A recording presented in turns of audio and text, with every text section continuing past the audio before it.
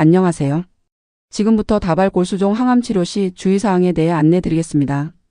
첫 번째, 식이요법입니다. 다발골수종은 음식으로 치료하는 병이 아니므로 항암 치료하면서 체력을 유지할 수 있도록 골고루 식사하시면 되는데요.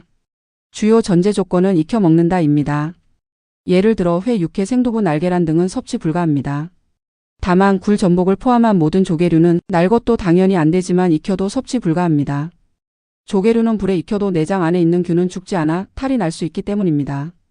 김치, 야채, 과일은 생으로 드실 수 있습니다. 신선하게 관리하시고 깨끗하게 씻어 드세요. 김치도 생으로 겉절이처럼 버무려 드실 수 있습니다. 또한 식욕이 떨어졌을 때에는 식욕촉진제 처방이 가능하므로 진료 때 교수님께 말씀해 주세요. 두 번째, 일반적인 증상 관리입니다.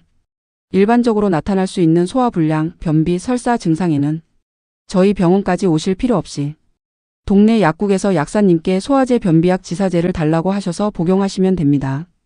다만 좌약이나 관장은 시행하지 않습니다.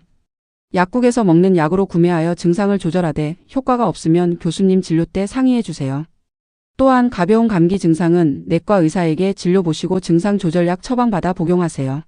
가벼운 감기 증상이라 함은 발열이 없는 기침, 콧물, 가래 증상을 의미합니다. 내과 의사에게 다발골수종으로 항암 치료 중임을 이야기하시면 피해야 하는 성분을 고려하여 처방해 주실 겁니다. 다만 감기 증상에는 약국에서 판매하는 종합감기약을 복용하지 마세요. 종합감기약은 혈소판이나 콩팥 수치에 영향을 줄 수 있기 때문입니다. 마찬가지로 효과가 없으면 교수님 진료 때 상의해 주세요. 마지막으로 감염 증상 관리입니다. 감염이 있을 때 가장 처음 또는 많이 경험하는 증상은 발열입니다. 발열이란 38도 이상의 열이 2시간 이상 지속될 때를 의미합니다.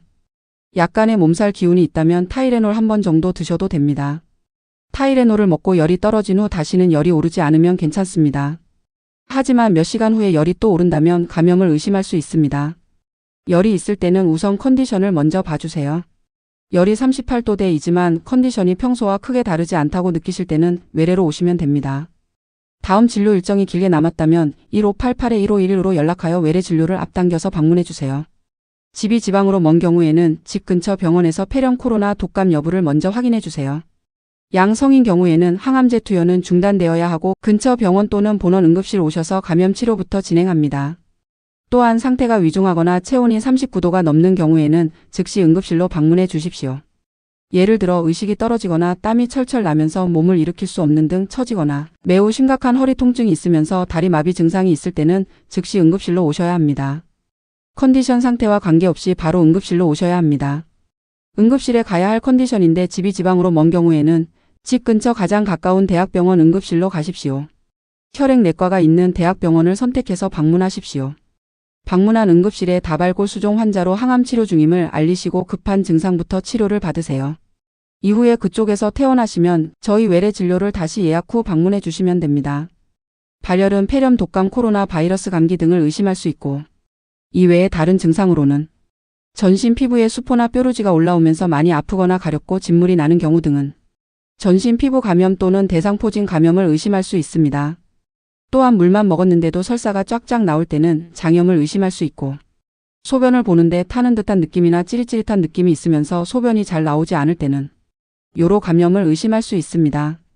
이처럼 감염 증상이 있을 때에도 병원에 오셔야 하는데 컨디션이 괜찮으면 하루 이틀 내로 외래 진료를 앞당겨 오시면 되고 상태가 위중하거나 증상이 심할 경우에는 응급실로 방문해 주시면 됩니다.